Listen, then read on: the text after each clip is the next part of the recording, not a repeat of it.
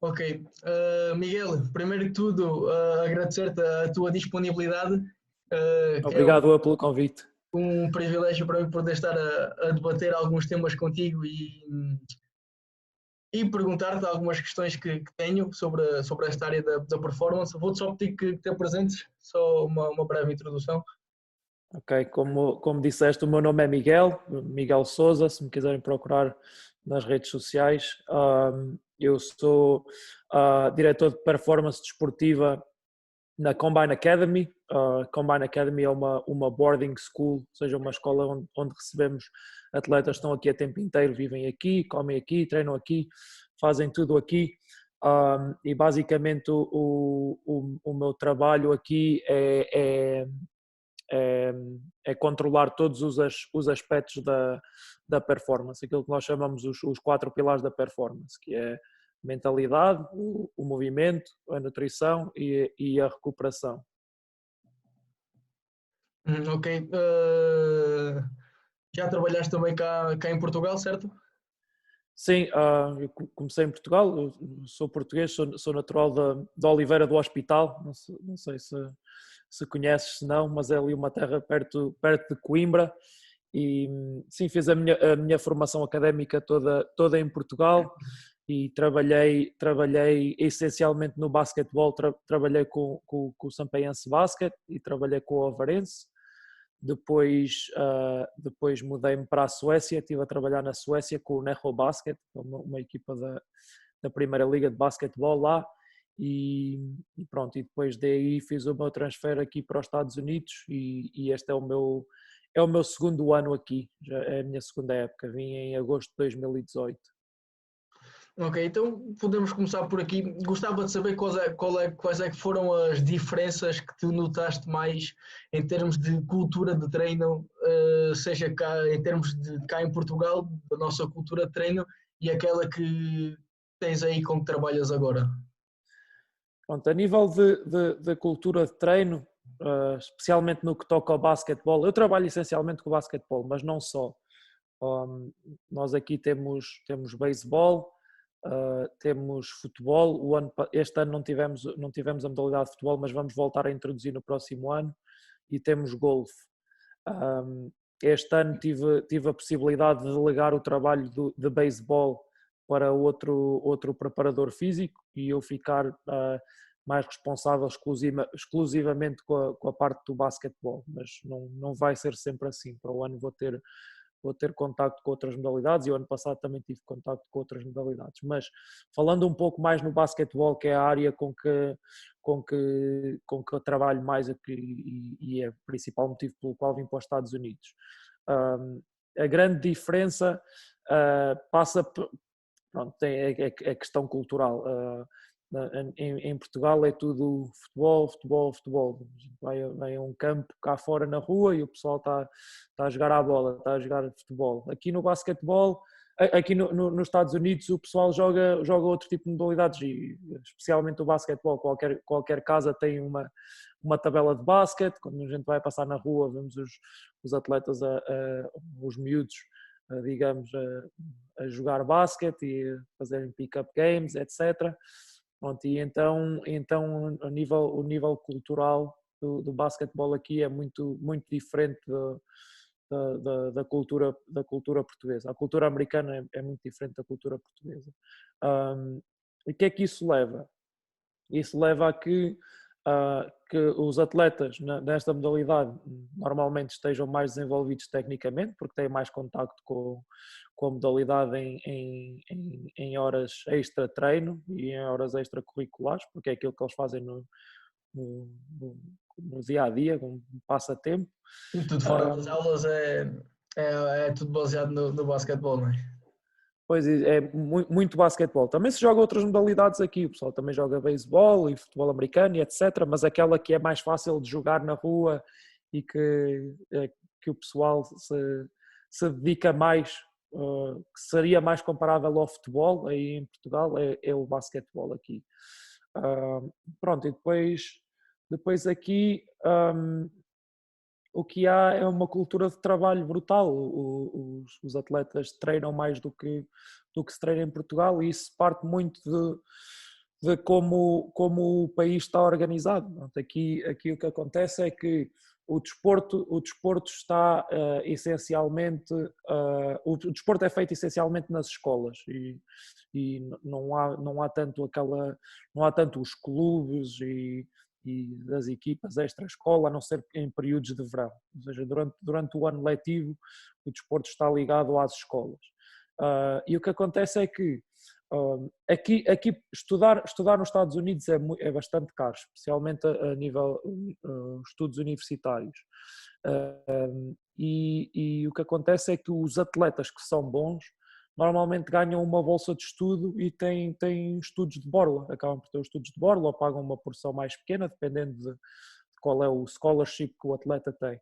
Isso também faz com que eles desde cedo se comecem a preparar mais e melhor para concorrerem a Exatamente, essas bolsas. exatamente.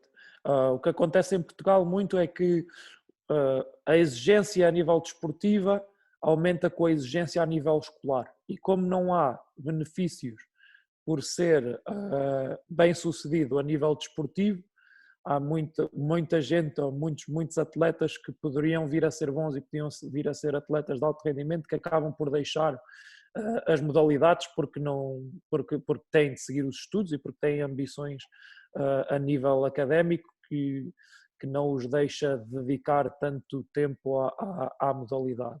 E aqui é um pouco diferente. Aqui, se tu te dedicares à tua modalidade e se realmente fores bom, isso vai te trazer depois benefícios a nível académico. Isso é uma grande vantagem, é algo que a gente não tem em Portugal e é algo que faz com que os atletas se dediquem ao máximo para tentar chegar ao alto nível nas modalidades que praticam aqui.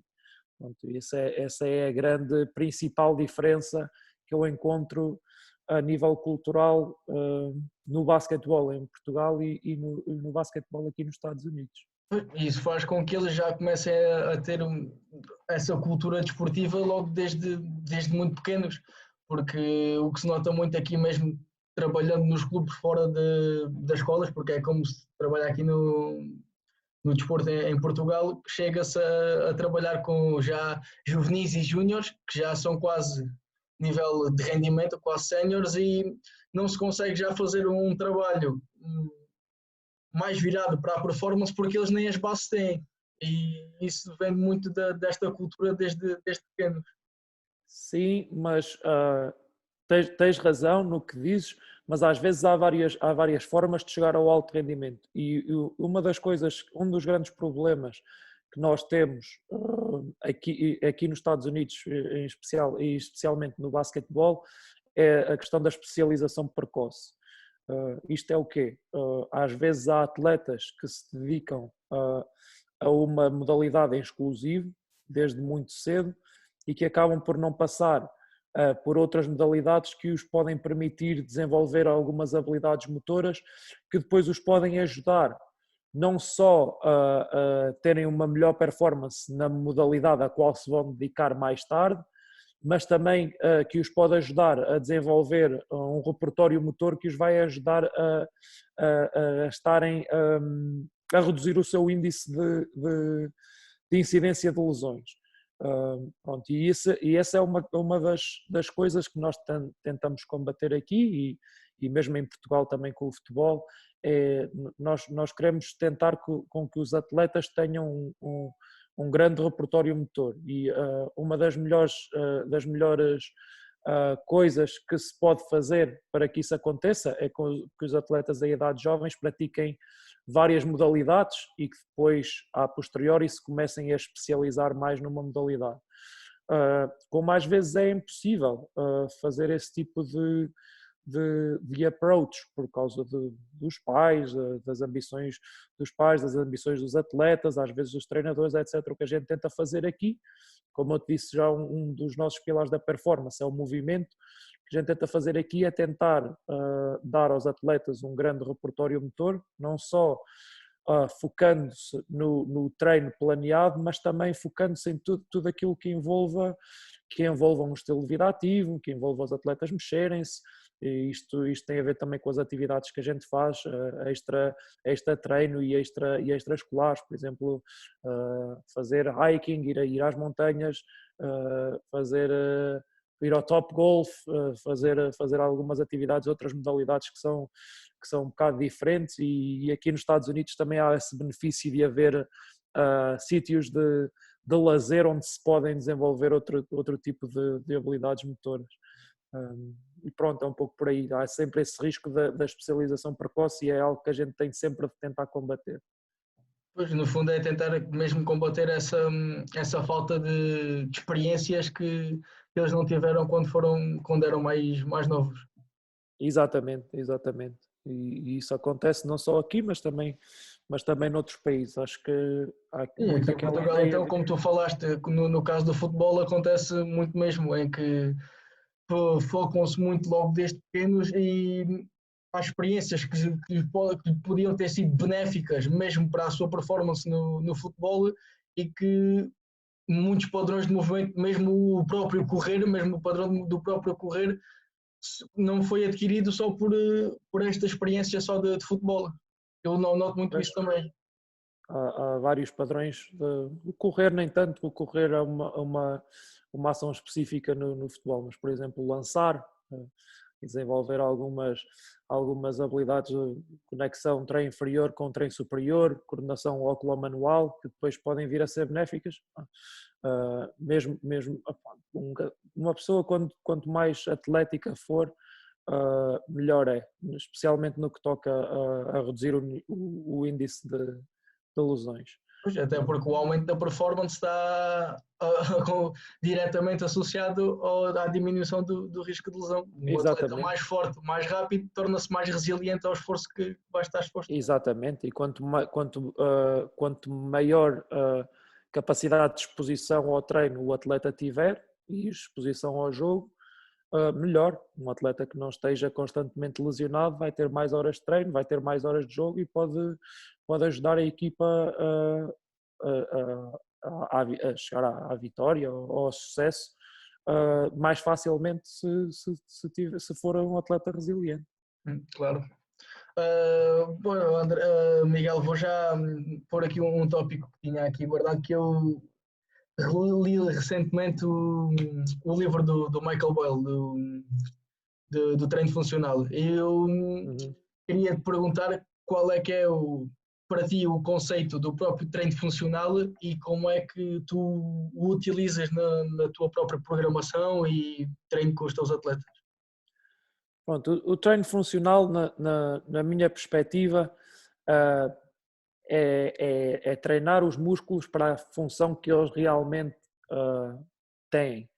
E há muitas misconceptions, desculpa a terminologia, se às vezes falar português já me faz um bocado de confusão, mas há muitas misconceptions quando se fala de treino funcional. Há muitas pessoas que associam ou associavam, acho que o paradigma está a mudar um bocado, mas associavam muito o treino funcional ao treino específico de uma modalidade. Por exemplo, se eu estiver em pé, numa perna em cima de um bosu a fazer passos de futebol, pronto, é treino funcional porque eu jogo futebol e isto tem uma componente mais específica do futebol. E o treino funcional não é necessariamente isso. O treino funcional não é treino específico de uma modalidade. O treino funcional é treinar os músculos realmente para a função que eles exercem. E isto necessita um conhecimento um pouco mais aprofundado daquilo que nós chamamos a anatomia funcional. O que é que isto quer dizer? Quando se faziam aqueles estudos cinesiológicos e aqueles livros antigos sobre como é que era a função dos músculos, como diziam que o bíceps braquial servia para fazer flexão do braço e o quadríceps para fazer extensão do joelho, etc. Esse tipo de concepções foram muito baseadas no estudo de cadáveres. Pronto, o que acontecia quando para estudar o corpo humano, e ainda se faz hoje em dia, obviamente. Tipo, nós pegamos num cadáver e damos um estímulo elétrico ao músculo para ver qual é que é realmente, o que é que acontece, qual é que é a função do músculo, etc. Mas nós não, às vezes não tínhamos em consideração qual é que é a ação motora que o ser humano está a realizar ou que vai realizar. Por exemplo, pensando nos músculos do treino inferior, nós pensamos sempre em quadríceps como o maior o extensor do joelho, isquiotibiais como os flexores do joelho, os glúteos como os extensores da bacia e o tríceps oral como extensor da articulação tibia-társica. Pronto, e não deixa de ser verdade, estes músculos realmente têm esse tipo de função, mas nós quando realmente olhamos para aquilo que acontece no desporto ou para aquilo que acontece nas atividades do dia-a-dia, se nós pensarmos nos músculos do treino inferior, eles funcionam todos em conjunto e todos para o mesmo, e o mesmo é, quando o pé chega ao solo, os músculos trabalham de forma excêntrica para impedir, podemos chamar-lhe tripla flexão, que é a flexão da articulação tibia-társica, do joelho e da bacia, porque se os músculos não funcionarem em excêntrico dessa forma, nós vamos ao chão, vamos cair, não temos força suficiente. E depois na ação do take-off, tirar o pé do chão. Estes músculos funcionam todos em conjunto para a tripla extensão, que é a extensão tibia-társica, extensão do joelho, extensão da bacia. E é dessa forma que nós devemos olhar para o treino. Por exemplo, acho que na minha opinião, isto é a minha opinião, é a minha visão do treino, acho que não faz muito sentido, se eu quiser desenvolver os músculos do meu treino inferior, sentar-me numa cadeira extensora e fazer leg extension, depois fazer o leg curl e depois fazer os calf raises e os hip lifts, etc. Pronto, a mim se calhar faz mais sentido realizar exercícios que promovam esta tripla flexão, tripla extensão, como o squat, ou one leg squat, ou split squat, ou depois se quisermos isolar mais as cadeias, hip thrust, one leg deadlift, ou hip thrust, ou hip lift, eu chamo-lhe hip lift, mas não interessa, mas qualquer coisa que vá permitir trabalhar, especialmente estes músculos que estamos a falar, que têm estas funções, em cadeia cinética fechada, ou seja, com o pé no chão, porque é realmente aquilo que acontece, a não ser em ações de flexão coxofemoral, que é aquilo que acontece na flight phase, na fase da corrida, mas há ações de cadeia cinética fechada com o pé no chão e que os músculos trabalhem todos ao mesmo tempo e de forma coordenada. Pronto, e o treino funcional parte um bocado por isso. Outra questão é a questão dos músculos do core, por exemplo, ou músculos da zona central, músculos reto abdominal, transverso oblíquo, etc. Havia muito aquela ideia de que o reto abdominal, a principal função era a flexão do tronco. E não quer dizer que o reto abdominal não faça flexão do tronco, mas nós quando olhamos a nível para a função realmente destes músculos, existem durante o dia, existem há duas vezes durante o dia em que os teus músculos abdominais fazem flexão do tronco, que é quando te levantas de manhã, e é quando te levantas de uma cesta, se dormires a cesta, porque de resto não há praticamente nenhuma ação em que esses músculos sejam responsáveis pela flexão do tronco. Fazem posição bípede a maior parte do tempo e a gravidade... Mas é como estabilizadores mesmo do próprio corpo. Exatamente. A gravidade trata da flexão se tu necessitares de fazer essa flexão. Agora estes músculos funcionam como estabilizadores, ou funcionam como em anti-movimento. Por exemplo, o reto abdominal seria aquilo que nós chamamos um anti-extensor do tronco, ou seja, quando existe uma força que te faça, que te provoque extensão da zona lombar, o reto abdominal vai permitir que o teu tronco estabilize e que vai fazer uma força que vai contrariar essas forças de extensão. Pronto. E a anatomia funcional é um bocado isso, é olhar para os músculos de acordo com como eles realmente funcionam nas ações motoras que nós realizamos. Claro, até mesmo a parte do treino unilateral, gosto bastante desta parte do treino bilateral, é bastante bom também para gerar algumas adaptações estruturais, conseguir mais carga, mas no fundo, como tu também falaste no podcast do Diogo, foi esse déficit de bilateral deficit, não é? Porque todas as ações que nós que fazemos no desporto são unilaterais. Por Sim, exemplo, nenhum jogador se lesiona a fazer uma desaceleração bilateral, não é? Ou algum landing, alguma aterragem ao solo bilateral. Todas as lesões que são proporcionadas por desacelerações ou aterragens, mas é tudo onde é feita a uma perna unilateral. sim. Além de todos esses motivos do déficit bilateral e de tudo acontecer, normalmente no desporto, a maior parte dos desportos serem unilaterais, ou seja, na parte da locomoção, nos saltos, etc., as coisas acontecerem unilateralmente e do cérebro preferir que nós utilizemos, que nós sejamos unilaterais, e isto está explícito pela tal questão da existência de um bilateral deficit, aquilo que é realmente o fator diferenciador na escolha de exercícios unilaterais, para mim, como exercícios principais do treino inferior, é a capacidade de reduzir a carga do sistema. O que é que eu quero dizer com isso? Primeiro, tendo em consideração que eu trabalho essencialmente com jogadores de basquetebol, onde muitos destes jogadores são atletas bastante altos e que têm uma antropometria onde é bastante comum verem-se fémures muito longos relativamente ao comprimento do tronco. Estas questões antropométricas, logo desde o início, fazem com que estes atletas não sejam muito propícios para alguns exercícios bilaterais, como é o caso do back squat ou do front squat, ou etc. Não tem, a estrutura deles não está preparada para realizar grandes cargas. É quase mesmo impossível realizar esse movimento. Pronto. E especialmente quando nós queremos carregar esses exercícios com cargas mais elevadas para criar uma adaptação, é muito arriscado fazer sobrecarregar estes tipos de padrões de movimento. O treino unilateral a mim permite-me muito fazer a redução da carga total do sistema. O que é que isto quer dizer?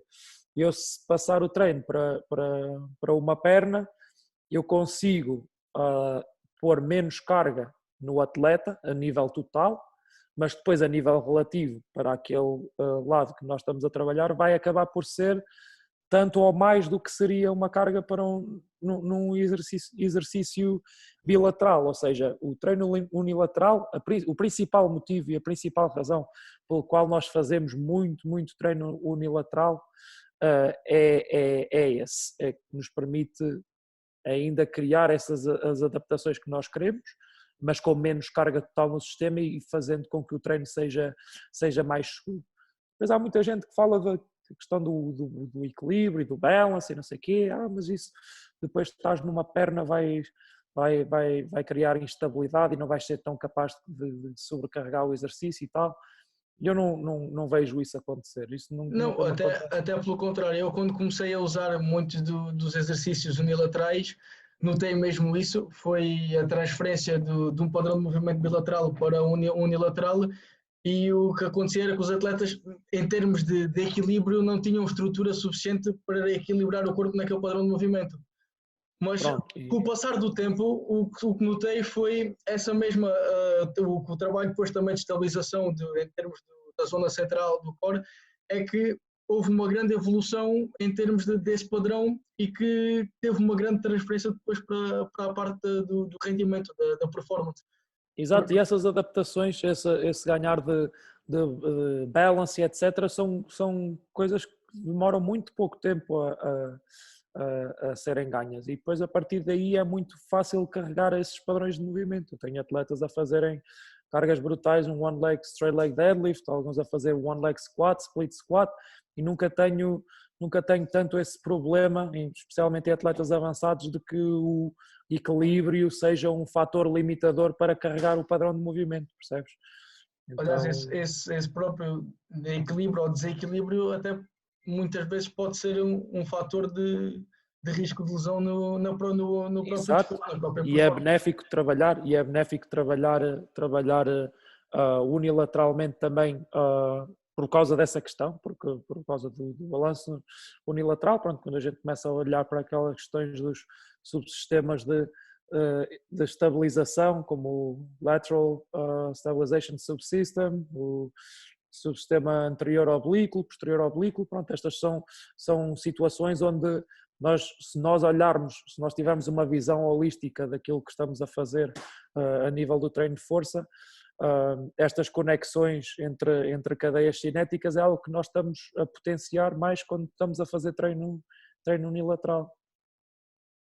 Certo. Agora falámos aqui um pouco da estabilidade da zona central, do core, em termos de movimentos rotacionais, em termos de mesmo com bola medicinal e algo, tu fazes algo do género ou optas só mais pela parte da estabilização?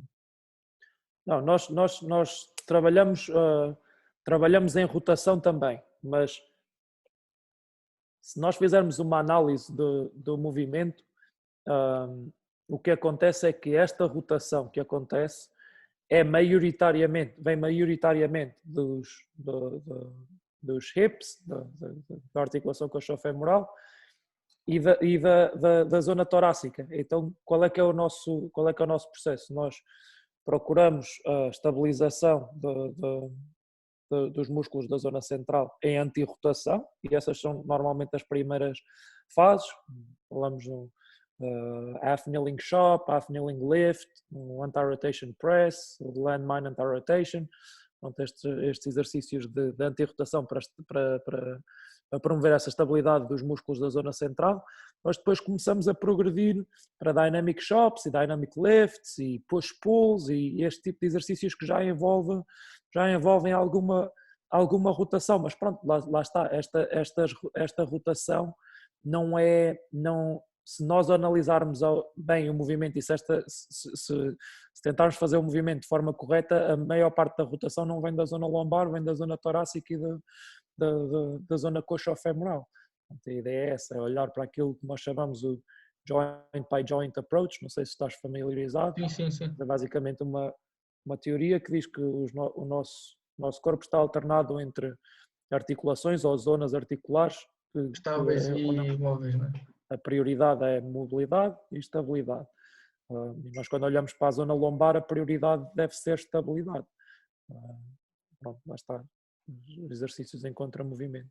Sim, até porque, aliás, é benéfico essa anti-extensão, mesmo para a velocidade e tudo mais, essa anti-extensão vai ser bastante benéfica. E eu vejo bastante esta estabilidade como permitir uma transferência de forças entre os membros inferiores, a parte de cima, e membros superiores e membros inferiores, como uma transferência de força eficiente, ou seja, nós conseguirmos transferir esta força sem haver compensações desta zona e percamos a energia a realizar estas compensações. Exato. Eu quando falo de core, eu gosto de introduzir o conceito de cintura pélvica e de cintura escapular também. Porque realmente aquilo que nós procuramos quando estamos a trabalhar os músculos do core é que seja possível haver movimento da zona dos hips, da articulação coxofemoral e da articulação glenohumeral sem que hajam compensações na zona lombar. Este é o principal objetivo. Obviamente, tudo o que envolva corrida, lançamentos, etc., tudo o que envolva movimentos da articulação coxofemoral e articulação glenohumeral, em que seja necessário haver uma estabilização da zona lombar, há sempre o benefício desse trabalho em anti-extensão, anti-rotação, anti-lateral flexion, etc. Claro. Sim, a minha pergunta era mesmo essa que tu já respondeste, era como também vejo bastante esta parte da zona central como estável em termos de rotação, porque não sei se estás de acordo, se não corrijo-me, em termos de mudanças de direção e tudo mais, esta rotação não pode, se tivermos esta rotação um pouco mais explosiva, como imagina exercícios como o Mad Ball, rotational ou algo assim, não será também se calhar benéfico para uma mudança de direção mais eficiente ou algo assim? Sim, mas lá está, estas rotações que acontecem quando estás a realizar um exercício rotacional, como te digo, acontecem mais a nível da articulação coxofemoral e da articulação e da zona torácica. Se tu olhares para os graus de liberdade das vértebras lombares, eu se não me engano, não tenho a certeza agora assim de cor, mas se não me engano, acho que em cada vértebra tem cerca de 2 graus de liberdade em rotação. E se somares as vértebras, isso vai-te dar uns graus de liberdade, o grau de liberdade da rotação total É muito, da zona lombar é muito, muito reduzido. Então esta rotação vai ter de acontecer noutro sítio qualquer, porque se acontecer na zona lombar, existe uma grande probabilidade de que nós nos possamos lesionar, lesionar. como diz a Shirley Sharman, quando se refere àqueles exercícios de rotações com haver uma fixação, por exemplo, do trem superior e fazer o trabalho de rotação da zona lombar com movimentos do trem inferior. Ela fala que estes exercícios são particularly dangerous. O que é que isto quer dizer? Que são particularmente perigosos, ou seja, são coisas que nós se calhar não devemos estar a trabalhar, percebes? São coisas que nós não devemos fazer, porque a zona lombar realmente não é uma zona para promover rotação. Às vezes as pessoas olham para estes tipos de exercícios e dizem, pois, mas nós aqui estamos a tentar desenvolver rotação torácica. Mas existe um conceito que se chama relative stiffness. E este é o conceito por qual eu normalmente explico aos atletas ou aos treinadores, etc., que é o conceito pelo qual nós não devemos fazer este tipo de exercícios. Relative stiffness significa que há zonas do nosso corpo comparadas com outras zonas que são mais stiff, têm mais rigidez. Stiffness em português vai para rigidez. E normalmente o que acontece é que a zona torácica é mais stiff do que a zona lombar. E o que é que acontece? Ao a zona torácica ser mais stiff do que a zona lombar, se eu tentar fazer rotação da zona torácica, mas não promover isolamento da zona lombar para que não haja rotação da zona lombar, a zona lombar vai ser sempre vai ser sempre, como é menos stiff, vai ser sempre aquela zona que se vai mover e vai criar um padrão compensatório. Eu podia fazer um exemplo com duas bandas. Se tu tiveres uma banda muito grossa e se tiveres uma banda fina, certo? E tiveres as duas bandas ligadas uma à outra e tentares estirar. Imagina que a banda grossa é a zona lombar, a zona torácica, desculpa, a zona torácica e a banda fina é a zona lombar. Por mais que eu queira estirar a zona torácica, que é a banda grossa, Ele não vai porque é muito stiff. não vai porque é mais stiff do que a banda fina, pronto. E é essa a questão. Então qual é que é o nosso objetivo? O nosso objetivo é promover a antirrotação na zona lombar, com exercícios de antirrotação, etc. E depois quando partimos para exercícios rotacionais, tentar que essa rotação seja realizada a nível coxofemoral e a nível torácico principalmente, percebes? Mas lá está, vai ser se calhar uma consequência dos próprios exercícios, né? Nada de forçado. Sim, sim, quer dizer, os exercícios estão preparados para tu tentares desenvolver rotação, Sim, por exemplo, um med ball side toss, ou push-pull, ou um sim, dynamic sim. chop, dynamic lift. Agora, normalmente estes exercícios já são progressões avançadas para coisas que já fizeste anteriormente, que estavam a tentar desenvolver estabilidade da zona lombar em antirrotação, percebes? Ou seja, numa primeira fase do treino nunca vais partir diretamente para um dynamic chop ou para um dynamic lift ou para dynamic push-pull. Vais começar sempre com exercícios que promovam anti-rotação e depois a partir daí progredir para exercícios rotacionais com o Claro, objetivo de que essa a rotação própria venha do estabilidade shape já possível. consiga aguentar a rotação Exato. que está a ser feita. Exato, isso é sempre necessário, especialmente em exercícios, lá está, mudanças de direção no basquetebol, ou batidas no beisebol, ou no golfe, ou na natação. Há sempre padrões de movimento rotacionais que têm de ser trabalhados. Agora, têm de saber de onde é que vem essa rotação, percebes? Agora, em termos de periodização de treino, mesmo do próprio microciclo,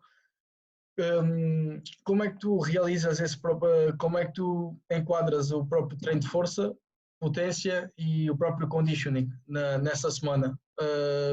Fazes treino de força num dia e potência noutro, misturas a força e a potência e no outro dia um conditioning, ou como é que fazes essa periodização? Pronto. Nós, nós aqui temos a abordagem de aquilo que nós chamamos fill the empty bucket, encher os baldes vazios. Então, nós pensamos sempre no atleta como um conjunto de baldes. Tens o balde da potência, o balde da força, o balde do conditioning, o balde da mobilidade, isto e daquilo. E o que nós tentamos fazer é olhar para a modalidade e ver quais destes baldes é que já estão cheios. E o nosso objetivo é sempre tentar encher um bocadinho mais os baldes que ainda não estão cheios e não fazer com que haja o overflow dos baldes que já estão cheios. E a nível de conditioning, especialmente na modalidade de basquetebol, por exemplo, é uma modalidade na qual nós não fazemos muito trabalho extra durante a temporada. Porquê? Os atletas já têm 2 treinos por dia no campo. Acho que já não faz muito sentido introduzir essa questão do conditioning, a não ser em casos especiais, como por exemplo quando um atleta está lesionado, etc. Pronto, nós normalmente em todos os treinos, ou na grande maioria dos treinos, trabalhamos potência e força, ou seja, fazemos não sei como é que se chama, integrative periodization, não sei o que é que lhe quer chamar, mas por exemplo, nós fazemos normalmente um dia de treino normal, por exemplo, uma segunda-feira, que é o primeiro dia do nosso treino. Nós chegamos ao treino, trabalhamos sobre o sistema nervoso central e a densidade muscular, com trabalho de libertação miofascial e com os drills, os RPR, Reflexive Performance Reset, onde tentamos criar uma adaptação, tentamos fazer com que haja ali alguma facilidade, promover alguma facilidade para o trabalho que vamos fazer a seguir, que é um trabalho de mobilidade. Depois passamos para trabalho de mobilidade com foco articular em rotação, que é aquilo que nós chamamos os Controlled Articular Rotations. Podes ver, são exercícios que a gente tirou do sistema Functional Range Systems, neste caso Functional Range Conditioning, que é a parte mais associada ao desenvolvimento da mobilidade a nível de treino. E depois passamos para uma parte onde começamos a desenvolver algumas amplitudes de movimento com recurso a exercícios como Pails and Rails, Progressive or Regressive Angular Isometric Loading, onde tentamos ganhar amplitudes articulares, mas também controlar essas novas amplitudes articulares que ganhamos. E depois algum trabalho de kina stretch ou movement flow, aquilo que lhe quiser chamar, que é passar de algumas posições de repouso para outras da forma fluida. Depois o que nós fazemos é partimos para aquilo que é um dynamic warm-up, onde trabalhamos um pouco sobre os movement skills, dependendo do dia, pode ser um dia linear ou um dia lateral. Por exemplo, a segunda-feira é um dia em que trabalhamos essencialmente movement skills lineares, ou seja, corrida frontal, back pedals, back runs, etc. Depois partimos para resisted sprints, neste caso, no basquetebol, o principal padrão é a aceleração. Como o campo é bastante pequeno, focamos essencialmente na aceleração. Depois partimos para aquilo que nós chamamos o nosso Power Circuit, onde fazemos trabalho pliométrico, ou neste caso nós falamos de trabalho de salto porque às vezes as primeiras fases não são necessariamente pliométricos, não estamos a trabalhar ciclo, alongamento e encurtamento, mas trabalhamos jumps, hops ou bounce. Ou mesmo alguma técnica de salto também, não? Como dizes? Alguma técnica de salto também? Sim, nós chamamos o jump é o salto, é saída a 2 pés e recessão a 2 pés. Hop é saída a um pé, recepção no mesmo pé. E o bound é saída a um pé, recepção no pé oposto. Pronto, estes são os movimentos, são os padrões que nós desenvolvemos naquilo que chamamos de trabalho de saltos ou de jump. Depois trabalho com bola medicinal, em flexão, extensão ou rotação, e fazemos o trabalho de sprints, pode ser linear, lateral, sempre cronometrado, e desenvolvemos, lá está, uma parte, potência sem implementos, potência com implementos leves e trabalho de velocidade. E depois quando passamos para a parte de potência e força em si, chamamos-lhe potência aqui porque é tal a potência com implementos pesados, no qual realizamos variações de movimentos olímpicos, ou trap bar jump, ou kettlebell swing, ou seja, alguma coisa que nos vai permitir mover cargas um pouco mais elevadas, mas a alta velocidade. Alta velocidade mesmo. Exato, e depois fazemos o nosso trabalho de força, dominância de bacia, dominância de joelho, puxar, empurrar, dependendo do dia. Pronto, isto é normalmente o dia 1 e o dia 3. O dia 2 é um pouco mais focado em trabalho acessório e trabalho de upper body. Continuamos a fazer o tal trabalho de densidade muscular e de CNS, os tais os CARs, os Pails and Rails, Skin a Stretch, etc. Mas depois partimos logo para o trabalho de força. Normalmente é o upper body push, fazemos bench press, overhead press, push-ups, etc. E depois com algum trabalho acessório, trabalho de core e algum trabalho acessório depois a nível coxofemoral ou a nível glenohumeral, que nós acabamos por chamar também trabalho de core, porque o nosso objetivo é ser capaz de estabilizar mover a zona central. exato, a zona central e ser capaz de realizar movimento ou desenvolver força tanto na cintura pélvica como na cintura escapular. Pronto. A nível de programação é um pouco isso que fazemos, ou seja, como vês, não há um dia exclusivo de potência, não há um dia exclusivo de força, não há um dia exclusivo de mobilidade, então tentamos integrar tudo na unidade de treino. Depois como é que nós periodizamos, como é que nós depois periodizamos com base neste plano. Portanto, o que a gente faz é, nós olhamos para o treino em fases de intensificação, fases mistas e fases de acumulação. Uma fase de intensificação é uma fase onde a intensidade do treino é maior e o volume é menor. Uma fase de acumulação é onde há maior volume e menos intensidade. E uma fase mista é onde há um pouco uma combinação entre intensificação e volume. Isso, uma sequência há de ser primeiro, se calhar, uma off-season com a fase de acumulação, com mais volume e menos intensidade, com o aproximar do período competitivo, aumentar a intensidade e a seguir o período misto, certo? Mais ou menos, nós fazemos mais por blocos, ou seja, nós normalmente fazemos blocos de 3 semanas, onde fazemos uma acumulação, uma fase de acumulação de 3 semanas, depois uma fase mista, uma fase de intensificação, uma fase mista, uma fase de acumulação. Nosso objetivo é nós queremos tentar manter sempre todas as qualidades durante a temporada. E o que acontece é, se nós priorizarmos o volume durante a pós-temporada ou durante o período off-season e depois não voltarmos a fazer séries de 8 repetições, só estivemos a fazer 5, 3, etc. Vai-se perdendo ao longo do tempo. Especialmente a nível de adaptações estruturais, acho que não é a melhor opção na nossa situação.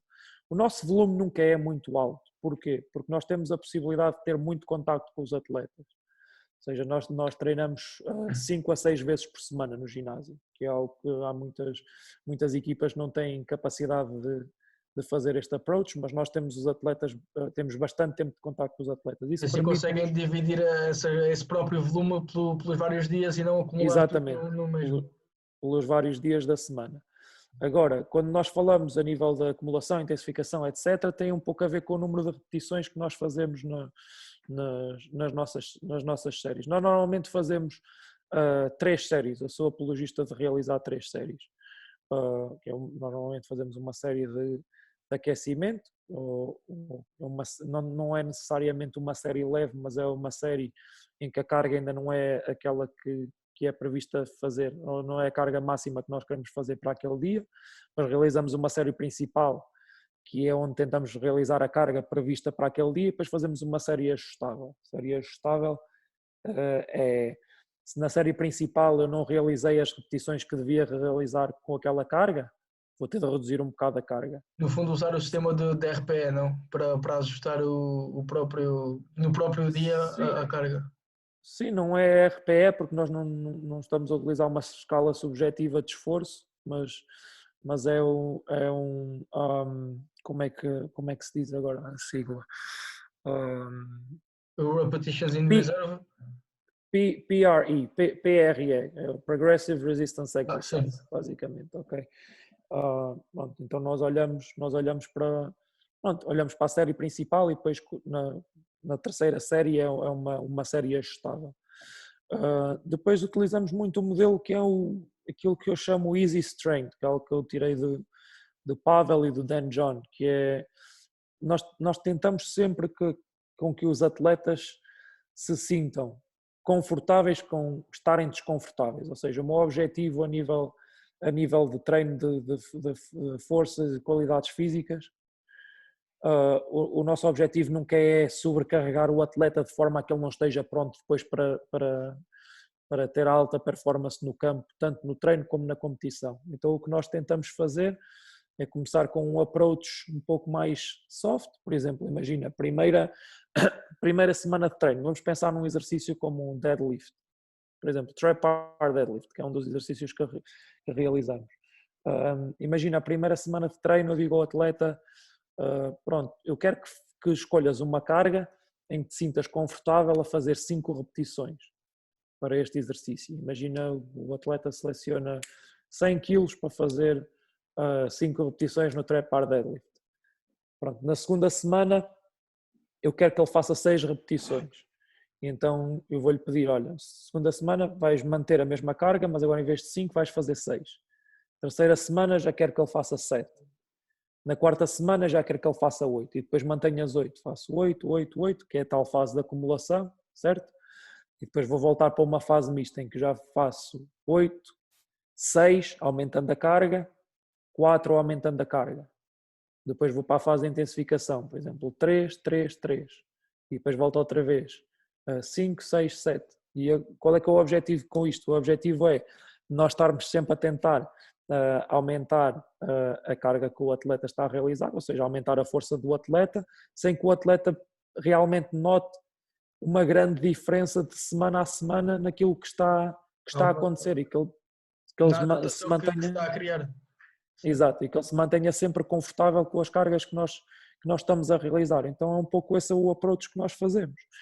Depois outra questão é, nós temos, como eu te disse, nós treinamos 5, 6 vezes por semana. E isto acontece, faz com que, por vezes, os nossos treinos de força e condição física calhem em dias antes do jogo ou em dias de jogos. E quando isto acontece, nós mudamos um pouco o approach. O que nós fazemos é, se o treino de força se o treino de força calha no dia antes do jogo, nós vamos tentar com que o estímulo desse treino seja um pouco mais neural e menos estrutural, porque nós não queremos que o atleta sinta soreness para o jogo, certo? Então, por exemplo, imagina que estamos numa fase de acumulação e que o nosso plano normal é 3 séries de 8 repetições para trap bar deadlift, com o tempo 1-0-3, ou seja, 1 na fase concêntrica, 0 isométrico, 3 na fase excêntrica, 1, 2, 3, certo? Quando vamos, por exemplo, quando calha no dia antes do jogo, se calhar vamos fazer 3 séries de 3 repetições, onde vamos aumentar a carga, mas vamos... Só fazer a parte concêntrica, não Exatamente. aumentando a fase excêntrica. Exato, só fazer fase concêntrica, ou seja, explosivo fase concêntrica e deixar cair a barra ou largar a barra ou qualquer forma que permita com que eles não tenham uma sobrecarga excêntrica nesse exercício. E se calhar no dia do jogo já estamos à procura de desenvolver mais Rate of Force Development, vamos procurar mais realizar um exercício de forma explosiva. Por exemplo, o trap bar deadlift passa de trap bar deadlift para trap bar jump, por exemplo. Em vez de fazer trap bar deadlift, vamos fazer trap bar jump a 5 repetições, onde vamos saltar e vamos tentar mover essa carga de forma um bocado mais rápida. Então é um pouco esse modelo que nós utilizamos aqui. No fundo é que já há uma potenciação, alguma ativação para depois para o jogo.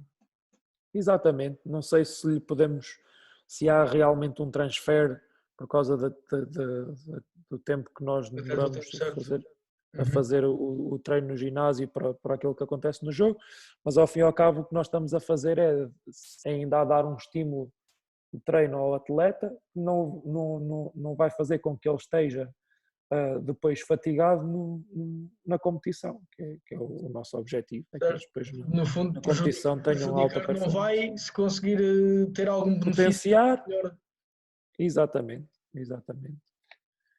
Em termos de essas mesmo estratégias de potenciação, por exemplo, PAP, Post Activation Potentiation, vocês utilizam algo desse género?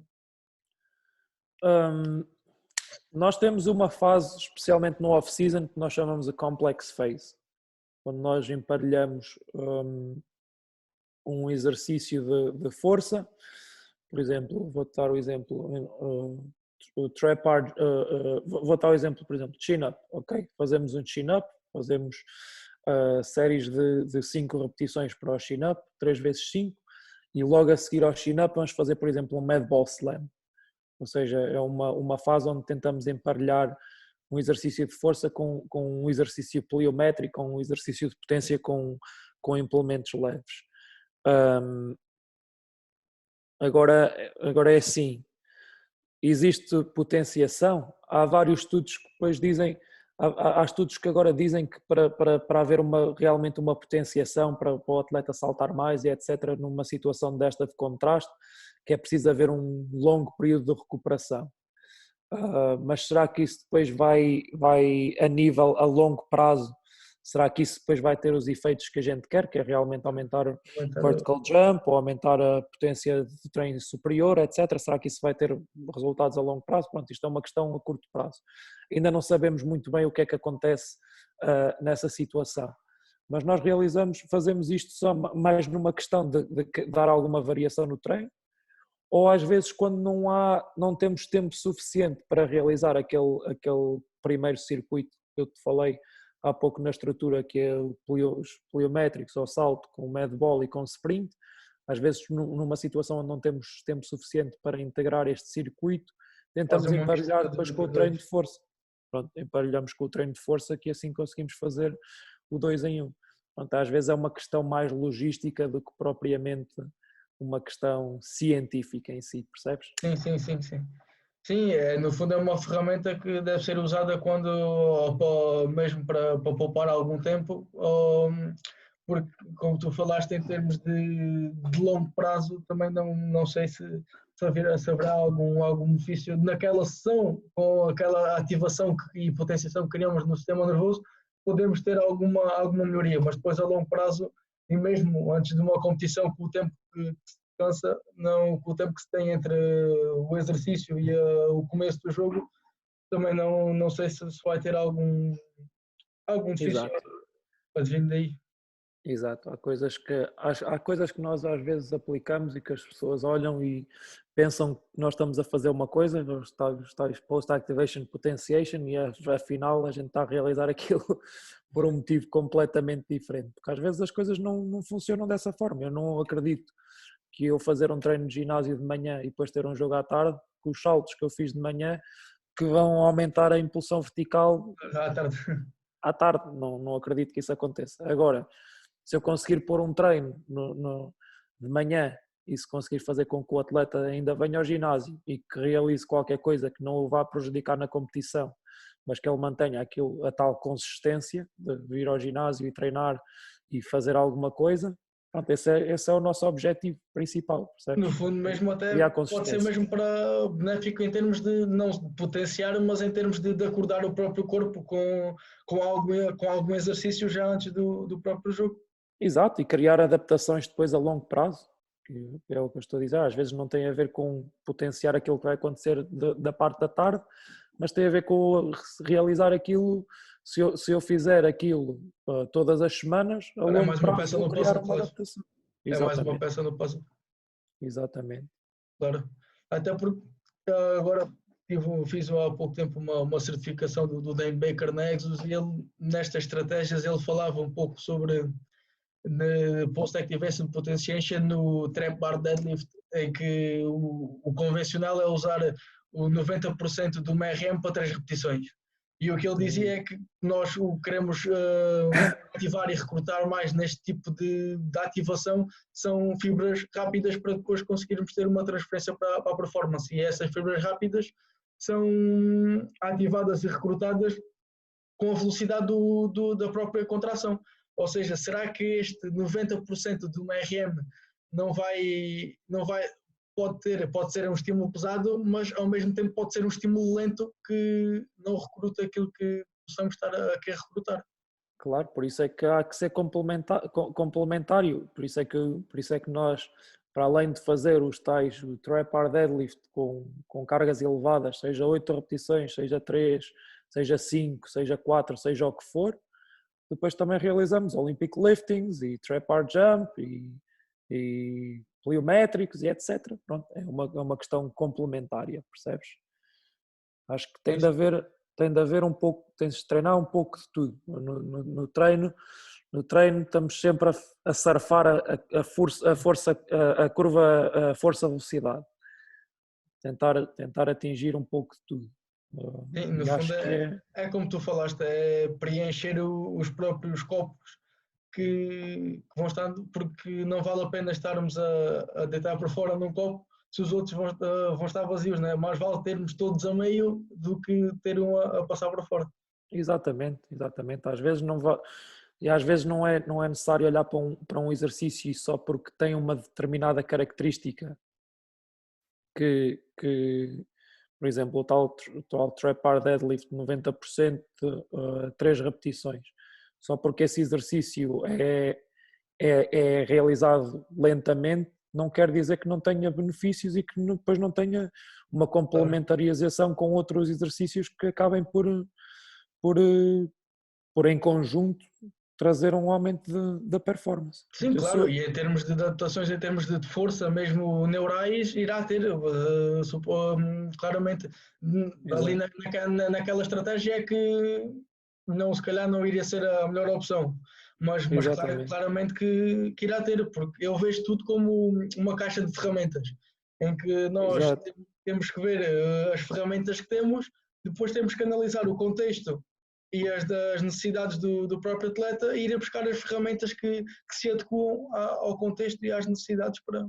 Exatamente, e tentar sempre ir buscar as ferramentas adequadas, obviamente, e é aquilo que acontece muitas vezes hoje no treino e que eu vejo bastante, é que nós às vezes vamos buscar uma chave de fendas para pregar um prego na parede e às vezes até pode funcionar, mas não é a forma mais eficiente, mais eficaz e mais segura de realizar esse tipo de tarefa e é um pouco, às vezes, não sei se isto cria um bocado de polémica, se não, mas às vezes falando velocity-based trainings e coisas assim do género, há algumas coisas com as quais eu ainda não concordo e ainda não sei se possivelmente no futuro vou ter uma mente um bocado mais aberta e vou ter outro tipo de experiências, mas por exemplo, eu olho para coisas como o Velocity Based Training para exercícios como deadlifts e bench press e squats e etc.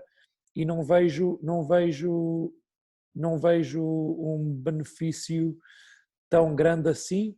Porquê? Porque estes exercícios são exercícios que devem ser realizados aquilo que nós chamamos slow and steady. São exercícios para desenvolver força máxima, etc. São exercícios que devem ser realizados slow and steady. Nós, quando estamos a tentar fazer velocity tracking, acabamos por perder um pouco aquilo que nós chamamos o tempo, que é aquela tal questão segundo concêntrico, 3 excêntrico, etc. Os atletas tentam realizar o exercício de forma mais rápida e isto depois pode criar um impacto a nível articular, que pode não ser o mais desejado. E pronto, e, por exemplo, e esta é uma das coisas das quais eu falo muito. Às vezes acho que temos de olhar para as ferramentas que temos e aplicá-las no sítio certo.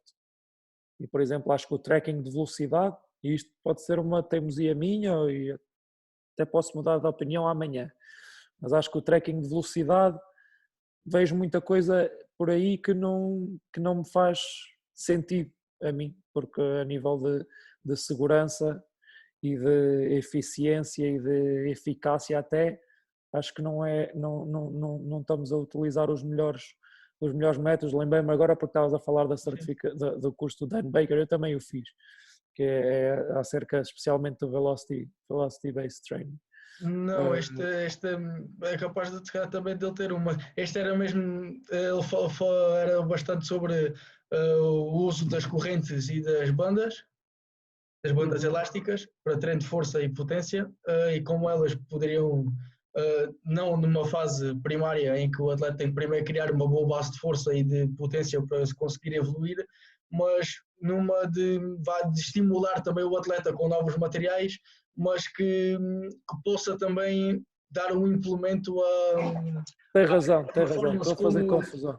Como por exemplo no exercício de potência, um back squat na boxe, em que descemos, estamos na boxe e a seguir queremos subir concentricamente. Na última fase, onde nós somos mais fortes, o nosso corpo tende a desacelerar o movimento devido a não usar tanto as articulações como os músculos. E o que é que ele diz é que esta parte das bandas pode ter uma grande influência porque está a fazer força no sentido contrário àquilo que nós estamos a puxar. E então, como estamos sempre sobre resistência, o nosso corpo, em vez de desacelerar nessa fase, continua a acelerar e conseguimos ter uma maior. Conseguimos tirar proveito de tudo o que queremos no exercício, além de que, para treino de força,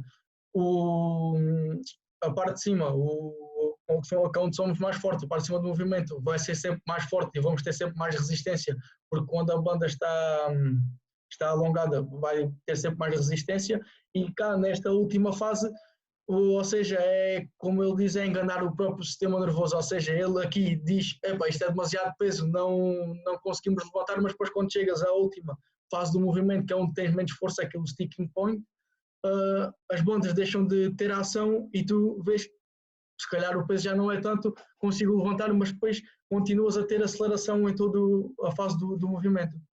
Tem razão. Eu tenho essa certificação também, Advances in... Sim, mas Advanced Strength and Power...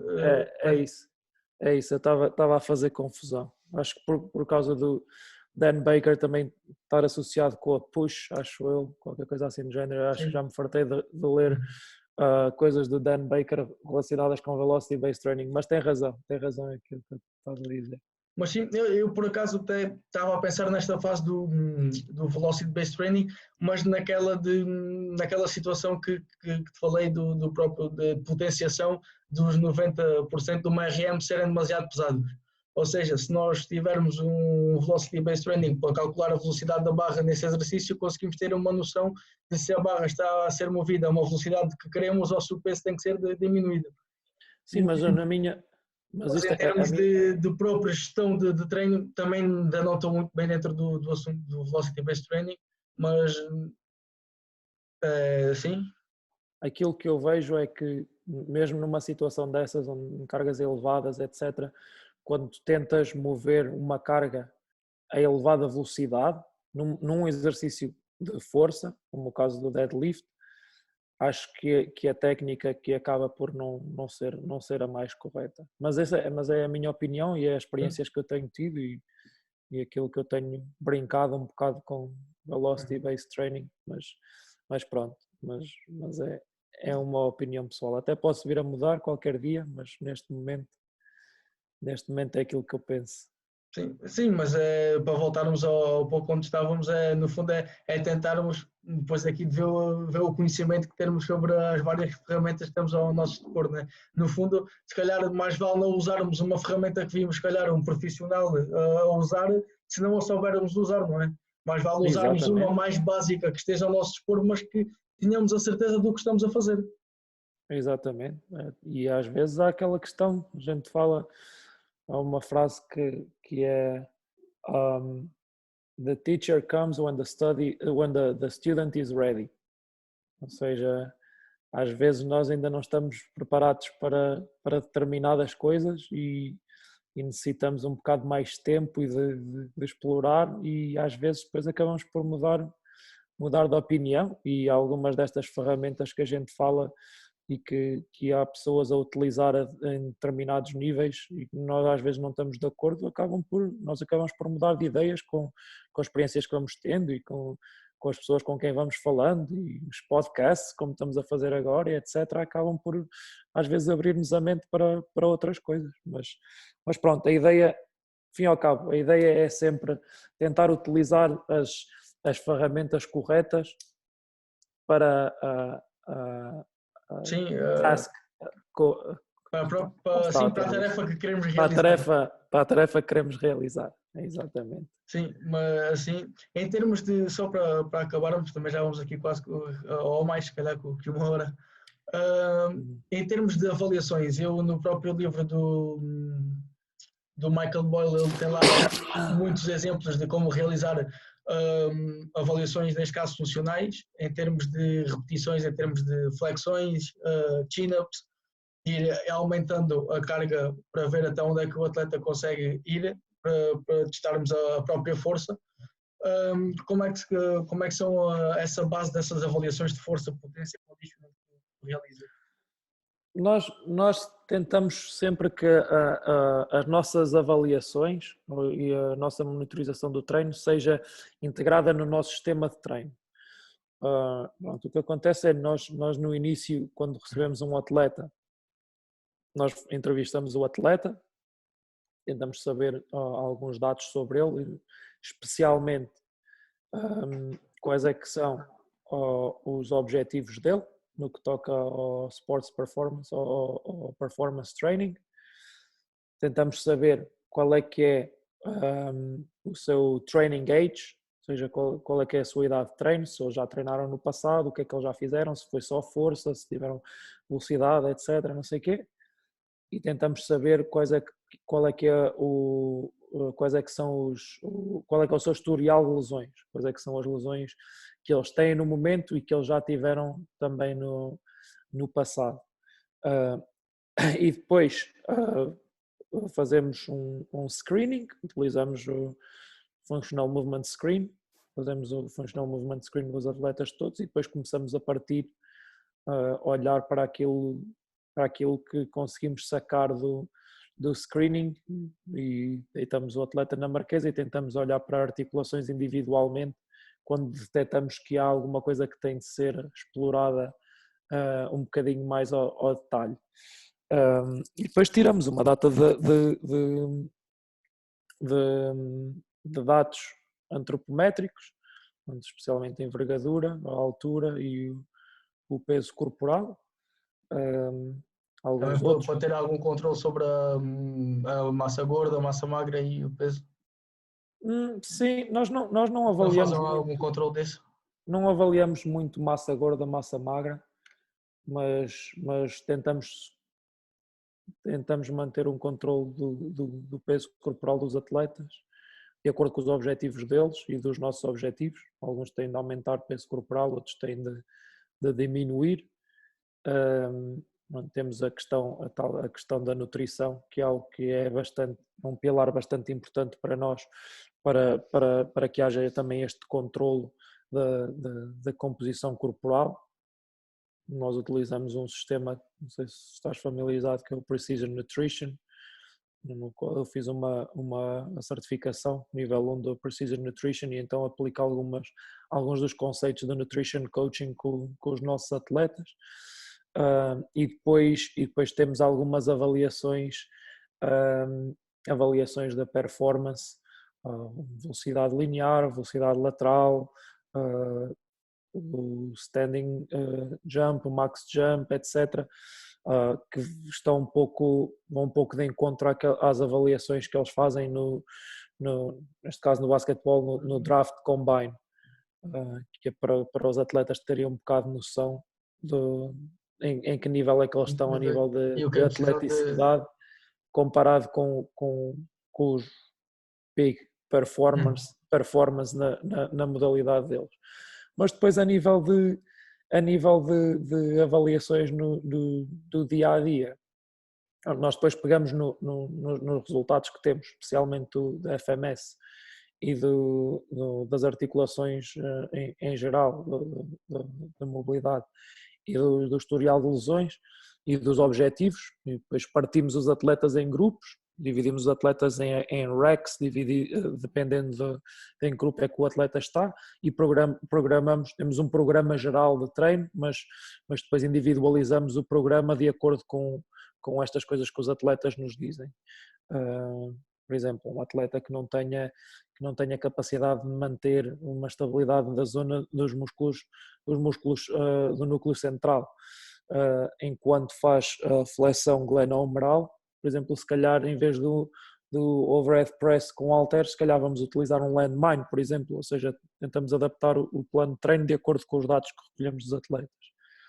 E depois, durante o nosso processo de treino, fazemos uma data de avaliação, como fazemos um perfil de salto, nós fazemos o contra-movement jump, non-contra movement e fazemos o two-jump test para tirar o que nós chamamos de Reactive Strength Index, e depois com base nos saltos que nós realizamos, vamos tentar saber quais é que são as prioridades deste atleta, se ele tem de trabalhar mais sobre a potência, se tem de trabalhar mais sobre a força concêntrica, se tem de trabalhar mais parte excêntrica, etc. Depois retiramos dados de velocidade também, que depois nos vão ajudar a fazer programação, por exemplo, para os resisted sprints. Nós tentamos utilizar uma carga, por exemplo, no sled ou mesmo no resisted sprint com banda com o parceiro, tentamos fazer com que eles façam 1.5 times a distância que eles fazem para essa, o tempo que eles fazem para essa distância. Outra coisa, por exemplo, os trap-bar jumps. Tiram a velocidade máxima aeróbia ou fazem só mesmo essa parte do resistance? O maximal aerobic speed fazemos normalmente quando um atleta está lesionado e tem retorno à competição. Sim, retorno. Pronto, normalmente a primeira fase é retirar o tal maximal aerobic speed, e depois, de acordo com o maximal aerobic speed dele, vamos programar intensidades no conditioning. Mas isso é conditioning. Maximal aerobic speed é conditioning. Estamos a falar é speed, velocidade. Velocidade lateral fazemos com lateral starts. Às vezes fazemos 5.05 e tentamos saber se há assimetrias nas mudanças de direção, lado esquerdo e lado direito, nos starts lado esquerdo e lado direito. Quando há assimetrias maiores de 15%, é algo que nós temos de vigiar mais de perto. Fazemos testes de readiness, cada dia que o atleta chega ao ginásio, tentamos sempre saber quais é que são os seus níveis de stress, soreness, de fadiga, de insónia, e quais é que são as lesões ou as dores que eles têm que não tinham anteriormente, ou que a gente não tem conhecimento, coisas novas que aparecem. Algum questionário já preparado para que quando eles chegam preencham, ou é só fazendo algumas perguntas? Eu tenho uma ficha de Excel onde eles preenchem de 0 a 10, utilizando a escala de Borg. Eles preenchem, pronto, a nível de lesões escrevem aquilo que eles têm, depois enquanto eles estão a fazer a tal libertação miofascial, que é algo que é mais um trabalho um pouco mais autónomo, eu posso pegar e posso analisar, ver o que é que se passa nesse dia. Pronto, depois nós temos dados tiramos aquilo que é o nosso índice de fadiga, que é uma combinação entre estas estes quatro parâmetros que nós recolhemos, e depois olhamos para um desvio olhamos para o desvio padrão e para 1.5 times o desvio padrão, considerando sempre que temos de ter pelo menos 28 dias para para ter uma análise fidedigna deste análise parâmetro. do desvio padrão, certo? Sim, e pronto, consideramos que um atleta que se desvia mais de um desvio padrão, que está moderadamente fatigado, e então fazemos uma adaptação no treino. Normalmente essa adaptação é reduzir o volume, e se for um atleta que esteja excessivamente fatigado, pronto, esse atleta se calhar não vai fazer treino de força nesse dia, vamos orientá-lo para estratégias de recuperação, ir ao athletic trainer, etc. Depende do dia e depende do atleta. Quando é uma coisa mais geral, isso depois também nos dá um pouco a ideia do grupo. Imagina que 10 dos 12 atletas de uma equipa sentem-se fatigados. Se calhar esse dia não é o melhor dia para fazer um treino em equipa, se calhar vamos partir para um treino de recuperação em conjunto, percebes? Pronto, e é um pouco por aí. Depois fazemos monitorização da hidratação. Nós fazemos sempre um weigh-in e um weigh-out em cada sessão, e nós sabemos que por cada pound de body weight que o atleta perde, temos de ter um replenish de 20 ounces, replenish fluid. Então, temos uma folha Excel onde os atletas têm acesso, fazem o weigh-in, fazem o weigh-out e têm as recomendações para a quantidade de hidratação que eles têm. Depois do treino, o que é que têm que beber? Exatamente. Então, a nível de monitorização, é basicamente isso. E depois, obviamente, os níveis de força. Olhamos para os nossos principais exercícios: trap bar deadlift, bench press, rear for elevated split squat, ou agora mesmo o split squat. Nós estamos a tentar procurar um pouco mais de extensão do big toe na perna de trás, então temos realizado mais o split squat do que o rear for elevated split squat e chin up. Depois olhamos para rácios comparando com o body weight, o peso corporal, e tentamos saber se os atletas estão a atingir os objetivos que a gente propõe para eles. E depois, quando nós consideramos que os atletas são fortes o suficiente, começamos a olhar para outras métricas, como as tais dos saltos e dos sprints, etc., e começamos a olhar para outras prioridades. Não só produzir força, mas produzi-la no mínimo tempo possível. Pronto, pode ser isso, pode ser potência, pode ser que o atleta tenha de produzir mais força concêntrica, pode ser mais força excêntrica, depende do que os outros dados nos dizem. Tem de ser, é sempre um conjunto, a análise tem de ser conjunta, temos de olhar para diversos fatores para poder tomar decisões. Certíssimo. Bem, Miguel, eu tinha só aqui uma última pergunta, que era sobre o RPR que tu falaste há pouco. Sobre sim, força. Se podias dar assim só uma noção, não entrando muito em específico, mas uma noção sobre como é que são essas estratégias que vocês utilizam em termos de RPR. O RPR é basicamente o que nós chamamos Reflexive Performance Reset. E a ideia é que o nosso sistema nervoso central controla quase todos os outros sistemas. E às vezes nós não trabalhamos, não nos focamos suficientemente nesse sistema nervoso central. E há uma coisa que é verdade: o sistema nervoso central é fácil de enganar. Ou seja, há truques que a gente consegue fazer e conseguimos enganar o sistema nervoso central. E o RPR é composto por aquilo que nós chamamos os wake-up drills. São drills que nós utilizamos basicamente estimulando manualmente algumas zonas do nosso corpo, vão acabar por enganar o sistema nervoso, o nosso sistema nervoso central, e vão permitir que haja tanto uma diminuição do tónus muscular em alguns músculos, e vai permitir também um melhor padrão de recrutamento destes músculos. Ou seja, nós estamos sempre à procura de que o padrão de recrutamento seja o mais adequado. Vamos pensar, por exemplo, extensão coxofemoral. Nós procuramos que o principal extensor coxofemoral seja o glúteo máximo, certo? Certo. Que depois que os isquiotibiais e que os músculos paravertebrais sejam músculos acessórios para esta extensão. E às vezes o que acontece é que quando o nosso sistema nervoso não está preparado para tal, estes padrões não são os mais indicados. Às vezes nós utilizamos os isquiotibiais primeiro e depois os glúteos, no final.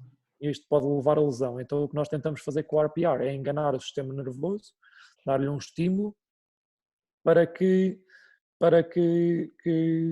haja este tal reset a nível do sistema nervoso. Agora, lá está, nada se consegue sem consistência, e isto nós às vezes com este tipo de drills nós conseguimos resultados imediatos. Tu consegues ver logo, consegui um resultado logo, só raspei aqui um bocado do meu corpo, uma parte do meu corpo, e consegui um resultado imediato. Pronto, isto não é segredo nenhum. Isto é basicamente uma forma de enganar o sistema nervoso central antes de realizar outro tipo de trabalho que a gente pode beneficiar deste tipo de truques, como o trabalho de mobilidade, por exemplo. Se conseguir reduzir o tónus muscular e depois for realizar mobilidade, posso estar a potenciar esses tipos de ganhos. Agora, como claro, a isto parte tem que ser... mesmo do foam roller e tudo mais, Exato. essa mesma diminuição depois consegue uma melhor eficiência dos tismos do Exato. Agora lá está, isto depois tem de ser associado com outro trabalho que envolva bastante consistência e que envolva bastante trabalho para que os ganhos sejam fidedignos, contínuos e fidedignos. Exatamente. Claro, isto no fundo a consistência é mesmo a chave do processo. Exatamente, consistência é sempre a chave. Bem, É isso Miguel, mesmo. olha, só te posso agradecer, foi espetacular.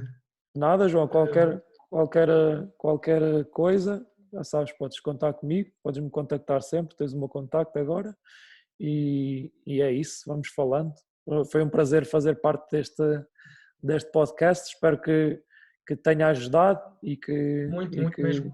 e que o pessoal depois que retire algumas ideias Claro, daquilo epá, que nós estivemos a falar também.